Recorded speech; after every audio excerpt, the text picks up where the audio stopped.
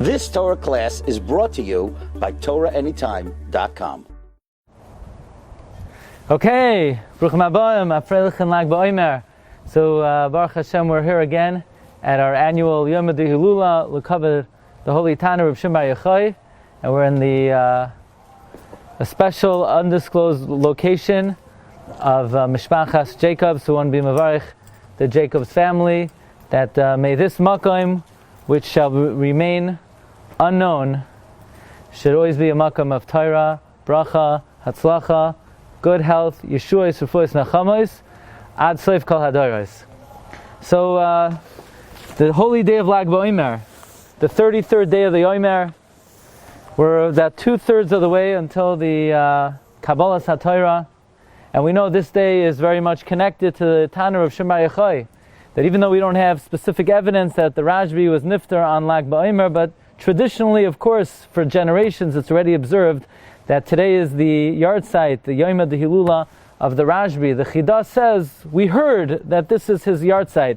In other words, it doesn't say anywhere in the Zohar HaKadosh that the RASHBI passed away on Lag BaOmer, but nevertheless, this is our tradition.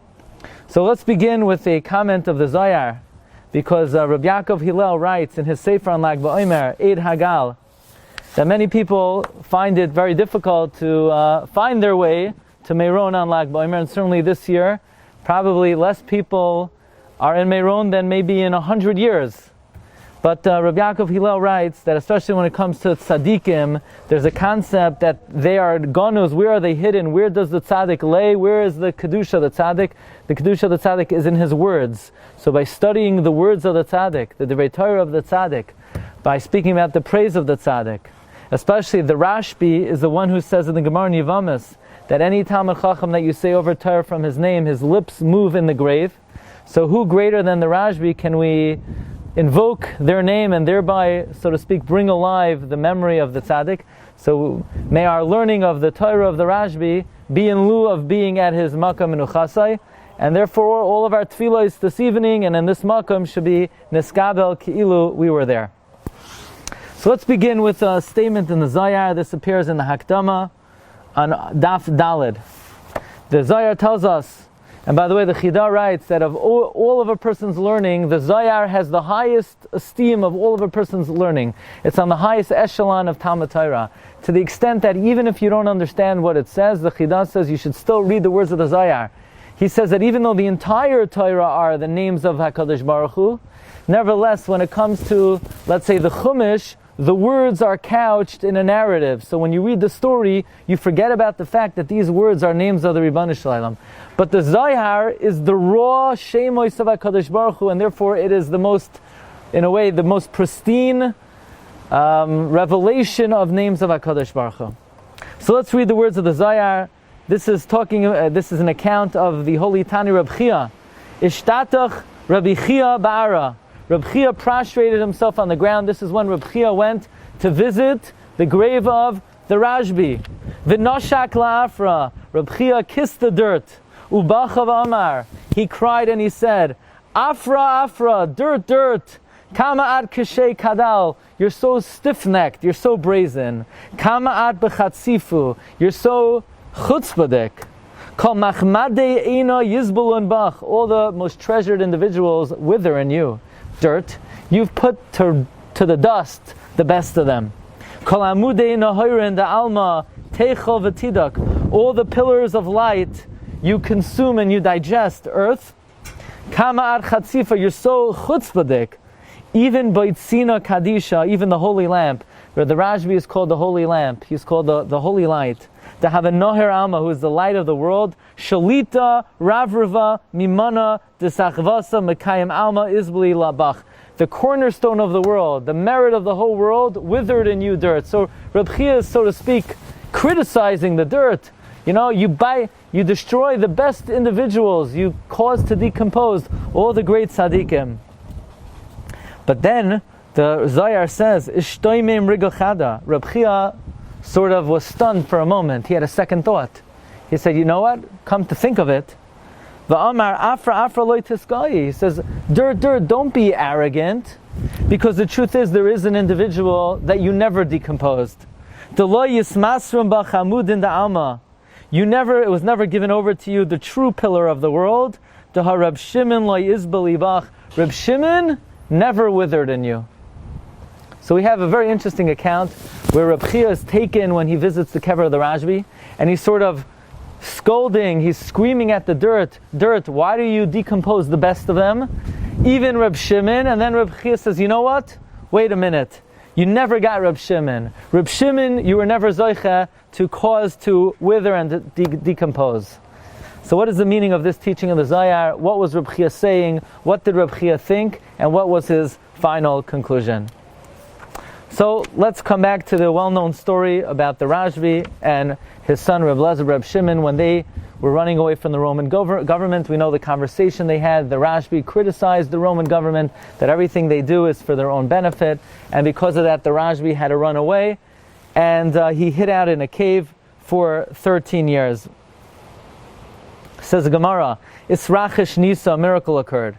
And of course we know that this Gemara appears on Daf Lamed Gimel, Masechta Shabbos, and actually the Belzer Rebbe says this is the 33rd teaching of the Rashbi in Shas, and the Gemara says, Esrachish Nisa, a miracle occurred, Ivra Charuva De'ena Demaya. It was created a carob tree and a spring of water. V'hava meshalchi minayu, and the Rashbi took off his clothing. V'hava yasvi ad savarayo b'chol, and he sat up to his neck in the sand, in the dirt. Very odd thing to do. Why would the Rashbi take off his clothing and sit in the dirt? Kule yoymei garsi, he learned the whole day. Be'idin sluye, when he prayed, lavshu mechsu umatzlu, he donned his clothing and he prayed. V'hadar meshalchu minayu, and then he removed his clothing, kihechi delay livlu, so that his clothing should not wither. So the Gemara seems to say that the main reason why the Rashbi took off of his clothing is he didn't want his clothing to get ruined. Now, while obviously this is a simple interpretation of the Gemara, but nevertheless, there has to be a deeper pshat why the Rashbi removed his clothing. If he was able to rely on a miracle for his food, if he was able to rely on a miracle for his drink, why couldn't he rely on a miracle that his clothing would last out all this time? It's certainly a greater miracle to have food for 13 years or to have drink for 13 years than for your clothing to remain extant. Why did the Rashbi need to remove his clothing? So, let us begin, and what we're learning from today comes from the Sefer Kedaihi Reb Shimon of Reb Pinchas Friedman and Maimer Zayin, Maimer Ches of his Sefer on Reb Shimon Bar Yochai. Let's understand the first step tonight is that while it is humanly possible for a person to plumb the depths of the Torah and to understand secrets of the Torah and perhaps mystical information of the Torah, the major impediment to understanding the Kabbalistic knowledge of the Torah, and even any Torah, is the fact that the guf, which is a physical entity, serves as a mechitza mafsekas, as something that interposes between the soul's ability to comprehend the sublime and the Torah itself. Because the body, just the physical body, is not really different than an animal. It's a physical being. And as the Maral explains, the Torah and the body are two antithetical ideas. The body is a physical entity, and the Torah is a sublime wisdom. And really, it's impossible, while cloaked in the physical body, to have a true understanding of the Torah on the deepest way. And that is why the Gemara tells us in Masechta Brachos, Amar Reish Lakish, Ein divrei Torah miskayimin el b'mi shemeimis atzmai aleha. Torah will only be sustained in somebody who kills himself over the Torah. Literally somebody who's able to discipline his body not to give in to temptation and physical need. Because the more the body gives into the physical, the more physical the body is, the more the body serves as a mechitza that prevents us from understanding the Torah. But the more somebody elevates the body and doesn't allow the body to indulge in the physical, now the body is less of a mechitza from helping us understand the Torah. This is what the Gemara means. Ein divrei Torah miskayimin el b'mi shemeimis atzmai. If you, so to speak, are meimis the body, kill the body, which means you deny the body all of its desires, then the soul is free to connect with the Torah. That is why one of the pieces of wisdom that the Gemara in Talmud says that they asked Alexandrus Mokdan was, what should a person do and be alive? The Gemara says, Alexander said, kill yourself. So here they asked, what should a person do and live? And the answer is die. What that means is simply, what should a person do to allow the soul to be free, to allow the soul to be vital and to thrive? That is, to somehow discipline the physical desire that allows the soul to be free. In fact, that is why tzaddikim, when they go to sleep at night, their soul is able to learn teachings that they didn't have access to while they were awake. In fact, there's a story recorded by a student of the Arizal, the Emek HaMelech. He testified about a contemporary of the Arizal, Rabbi Avram Halevi, that one time it was Shabbos, Parshas Balak, and the Arizal was taking a nap. It's well known, the Gemara says that if somebody is on a high enough level during the day, they should avoid sleeping Shita Nishman, 60 breaths. And there's machlokes what this means. Does it mean 3 minutes, 30 minutes, or 3 hours?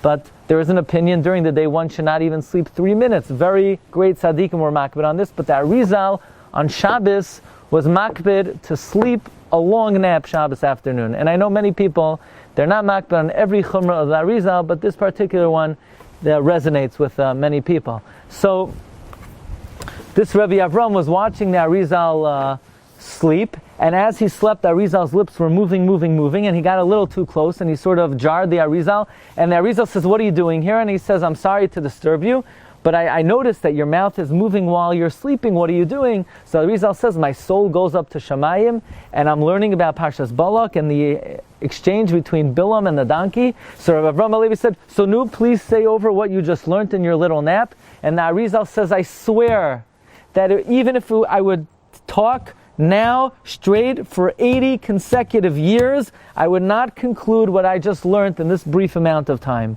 This is the idea that when the soul is freed from the shackles of the body, the soul is able to understand and perceive levels of Torah that otherwise it would not have access to. So there's an idea that the body prevents the neshama from comprehending the Torah. Okay, let's come to Adam HaRishon. It's almost the Yom Tov of Shavuos, and let's point out something very interesting. In the Garden of Eden, not on Avenue J, the actual Garden of Gan Eden, and Adam HaRishon was there, and he has this beautiful tree, and he's thinking, should I eat it, should I not eat it? And there's a snake that's trying to persuade him, to seduce him to eat the tree. And think about what Adam HaRishon had to deal with. He's dealing with a Yetzer Hara, which is external, which is outside of his body, which is a snake. And then Adam eats from the tree, and the snake disappears. He's gone. What happened to him? Where did the snake go? What happened to the Nachash? And actually the snake, the Yetzer Hara, as a physical entity, outside of a human, did not make an appearance until the giving of the Torah. When Moshe Rabbeinu went up to Har Sinai, and the Jewish people were counting 40 days, and they miscounted, and all of a sudden they look up in the heaven, and they see the Satan is carrying the bear of Moshe Rabbeinu, and this is the first time that the Yetzer Hara makes a external appearance for the last 2,448 years. Where has he been for 2,448 years? He's there in the Garden of Eden. He's there on Har Sinai. Where was he in the interim? The Nefesh HaChaim explains, and this is really based on a shla. The shla asks a very simple question. God said, the day you eat from the tree, you're going to die. And what happened? Adam ate from the tree. But then he did tshuva. So if he did tshuva, why does Adam have to die? What happened to tshuva? Doesn't tshuva work? Why was Adam's tshuva ineffective? So the Shla HaKadosh explains that Adam HaRishon's tshuva was not ineffective. It was very effective. But death is not a punishment. Death is a necessity. Why is that? The Shla HaKadosh explains that when the Nachash persuaded Chava to eat from the Eitz Hadas, what the Nachash did, and this is elaborated by the Nefesh HaChaim, is that until the sin of the Eitz Hadas, Adam HaRishon was like a perfect angel. There was nothing within him that would prevent him, that would entice him to sin. In other words, as an entity in and of itself, he was inherently good, with nothing drawing him to do evil. So what was Adam HaRishon's free choice? His free choice came from an external force, namely the Nachash. But when he ate from the Eitz Hadas, that evil external force now entered his being and became part of his psyche and part of his personality. So now when we are tempted by sin, we don't see a snake coming to us slithering, hey, you want to go there? You want to do this? You want to say that? No, it's intertwined in our personality. It's part of our our essence, the snake is within us. We have a Yetzer Hara within us. And sometimes it's very confusing and unclear who's talking. Is this the Yetzer Tov or the Yetzer Hara? What happened to the Nachash? This is what we call Zuhama. Ba Nachash al Chava v'hito ba Zuhama. The angel literally cohabited with Chava, but that means by persuading Adam and Chava, he entered the psyche of man, so now he's not an external force anymore. Now man is mixed with Toiv and Ra. And now we don't see the Nachash as an external entity, he's part of us. Now our Bechira is from within instead of external. And that continued for 2,448 years, until the great day that we stood at Sinai. And the Gemara in Shabbos says, when we stood Amdu, Klal Yisrael B'Sinai, Pasku Zuhamasam, their Zuhama was rid, it was expelled, it was expunged, the Yetzer Hara was left us. That is why when God gave us the Torah, we were going to live forever. Listen carefully. Because why does a person have to die? Because so long as there is Zuhama in the guf will always be a mechitza to the neshama from understanding the Torah. So we have no choice, but after 120, the body goes into the ground. The ground is like a kor habarzal. The earth purifies the guf. The neshama goes up to heaven and is re-energized. And then in the time of Tchias HaMeisim, a purified guf will rejoin with a purified neshama. But before the sin of the Yetz Hadas, there was no reason to die, because the body didn't need to be purified, because the Nachash was external. But after the sin of the Yetz Hadas, the Nachash became part of our personality. Now the body is filthy with Zuhama of the Nachash. So now we have no alternative but to die. So the purpose of being buried is the burial purifies the guf from any Zuhama. But when we stood on Har Sinai, the Zuhama left. Now the Nachash again is an external force. So that is why when Moshe went up to Har Sinai, the Nachash, the Satan, became an outside force and was able to show Klal Yisrael this video of Moshe Rabbeinu's body. Because at Sinai we expunged ourselves from the Zuhama. That is why the Gemara says that when God gave us the Torah on Har Sinai, we were going to live forever. That is what we say in the Yom. Ani amarti Elohim atem. God says, I thought you were going to be like a God and live forever. Ubnei Elyon kolachem. But when we sinned with the Egel, the Zuhama came back, the Nachash disappeared, the Yetzer Hara is part of our body again, and now all mankind faces the ultimate fate that one day we're going to be 6 feet under. That's the verdict of man as explained by the Al Shech HaKadosh, the Shla HaKadosh, and the Nefesh HaChaim. That the purpose of burial is to rid the body of the impurity of the Nachash, of the Yetzer Hara, and then by Tchias HaMeisim, the body will be purified, the neshama will be purified, they will join together back in Gan Eden. That is the ultimate utopian existence that we're all hoping for. That is the verdict of mankind. Well, says Rav Pinchas Friedman, if you look in the Sefer, Yeshua's Malkai. So I'm going to tell you something about the Sefer Yeshua's Malkai. The Yeshua's Malkai was written by one of the Polish Gaonim, Rav Yeshua Lamikutna. My grandfather, he should live and be well, my father's mother's father, my great-great-grandfather, was a student of Rav Yeshua Lamikutna and was involved in the publishing of his Sefer. So in the Sefer Yeshua's Malkai, he discusses the following custom. In Meron, it was known that you go to Meron and you bring clothing, you bring scarves, and you bring shirts, and you bring jackets, and you bring kapatas and bekishes, and you throw it into the fire and you burn it. That was the minhag in Meron. And Rav Yosef Shol Halevi Natan Zan and Shalom Meishiv Madura Hey Siman Lamates openly challenges this custom. He says, I don't think Rav Shimon Bar Yochai gets a lot of nachas, that people are just ruining their clothing, it's Baal Tashchis. He says, I guarantee you that if you take those clothing, sell it, and use the money to support Aniyim, the Rashbi would get a lot more nachas from it.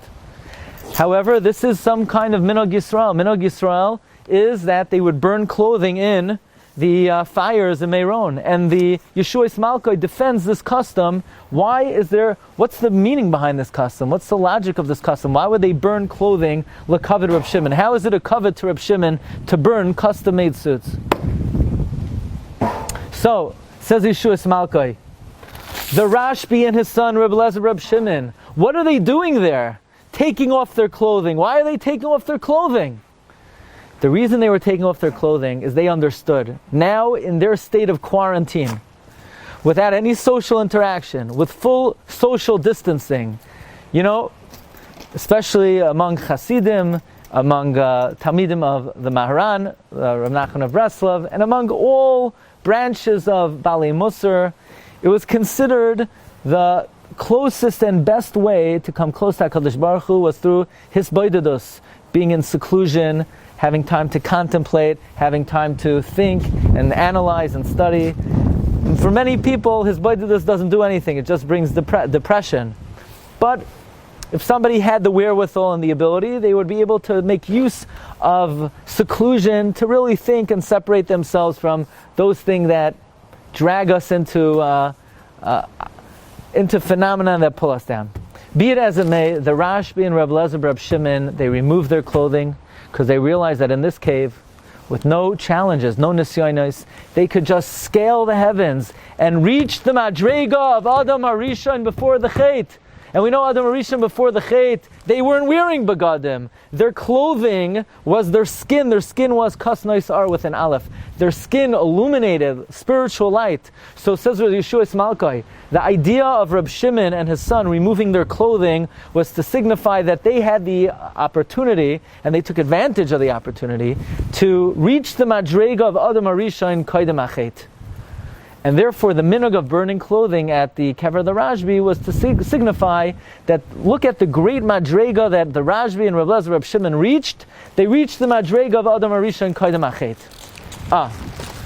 So says the Shvilei Pinchas, think for a moment. Adam HaRishon before the Chet, they were never going to die. Adam HaRishon before the Chet, they didn't have any zuama in them. The Yetzer Hara was external to their being. So says the Shvilei Pinchas, he would suggest, but then he found this idea in one of the great all-time Mekubalim, the Ramaz, Rav Moshe Zakuta. At the Zchus in Italy, in Mantua, there's an army base, and there are two great Mekubalim buried there on the army base, the Ramah Mipano, Rav Menachem Azariah Mipano, and the Ramaz, Rav Moshe Zakuta. Says Rav Moshe Zakuta, this is what Reb Chia was telling the dirt. Reb Chia tells the dirt, you ruin the best human beings. You decompose the best of them. And then he says, wait a second. There's one individual that you never were able to decompose, and that is because he was on the madrega of Adam HaRishon before the Chet, that he didn't need to decompose. His body had already been purified before he died. So he didn't need the purification of the earth.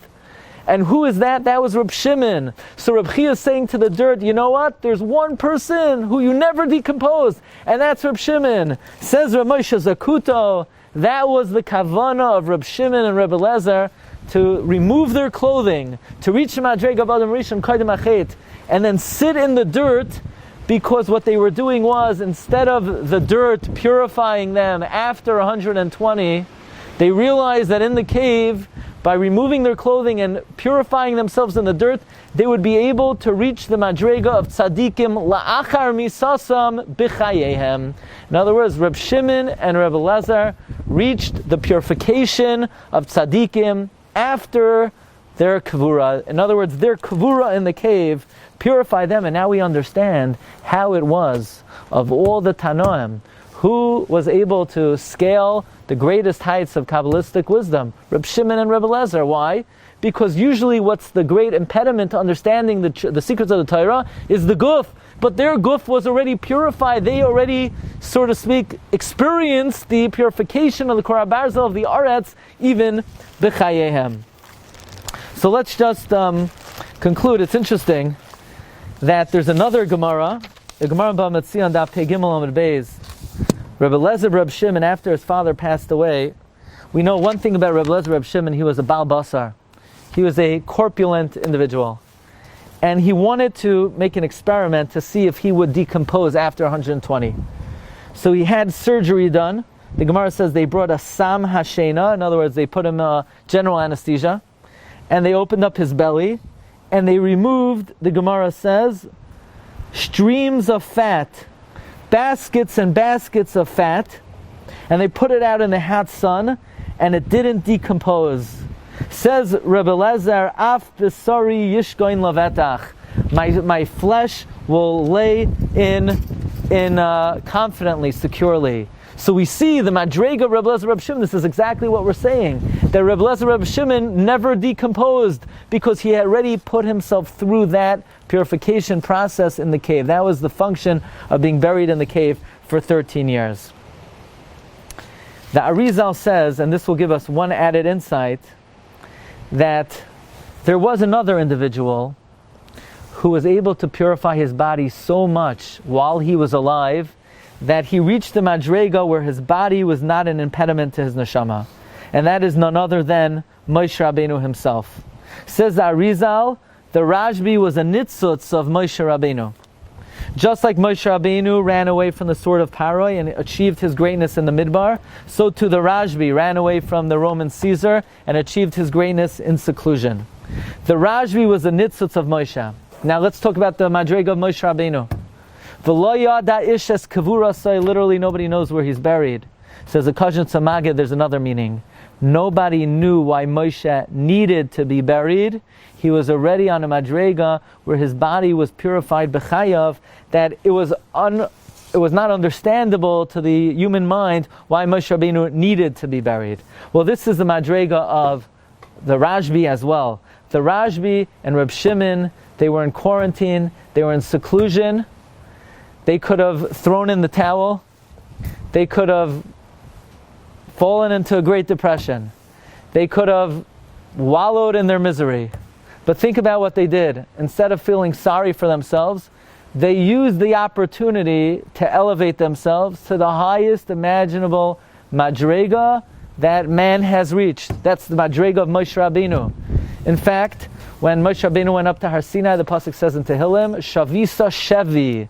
He captured a captive. The Arizal says, Shevi is Rashi Tevos, Shimon bar Yochai. That again, we see this commonality between Moshe Rabbeinu and the RASHBI. So too, Rabbi Sai, we are in a situation, obviously we're not in a cave, and we don't have to eat carobs, and we're not relying on miracles for our food. But at the very least, we understand that sometimes in life there are situations that instead of using it to feel sorry for ourselves and to wallow in self-misery, sometimes Yibam Shem gives us situations that if we take advantage of them in the proper way, each individual, according to their Madrega, it could actually be a springboard to great heights and greatness in Ruchnios, greatness in Midos, greatness in Yiras Shamayim. And let us conclude that even though we're going to take a poll of the two people who are here, do you say lag ba'omer or lag lo? Do you say hayom yom rishon ba'omer or la'omer? You say ba'omer or la'omer? So some people say ba'omer, some people say la'omer. Depends on the siddur that you use. But as far as I know, everybody says lag ba'omer. Nobody says lag la'omer. I personally say la'omer. The Mishnah Berurah says la, but when it comes to ba'omer, it's lag ba'omer. Why? Tamei HaMinhagim writes, just randomly, that there's another commonality between Moshe Rabbeinu and the RASHBI. Zayin Adar will always be the same day of the week as Lag BaOmer. Moshe Zoshpizin on the fourth night of Sukkot is always the same night of the week as Lag BaOmer. The gematria of Lag BaOmer is Moshe, also indicating, and that's why it has to be Lag BaOmer, because if it's be Lag LaOmer, the whole thing doesn't work out. So we see that on Lag BaOmer, some even say the RASHBI came out of the cave on Lag BaOmer. May we learn from the holy ways of the Tana, Reb Shimon bar Yochai, as the Paitan says, Tairasai Magen Lanu, may his Torah shield us in this very difficult time. The Yibam Shem should shield all Yidden from any more tzara, any more chayli, any magefa. Yibam Shem should bring refuahs to all of Klal Yisrael, and we should be zoicha to take advantage of this cave that we're in to propel ourselves to even greater heights. Afreilich and Lag BaOmer, the schus of Reb Shimon, zchusa yagin aleinu b'al kol Yisrael. Amen. Shkayach. Bahar yoichayin imsha. You could close it. You've just experienced another Torah class brought to you by TorahAnytime.com.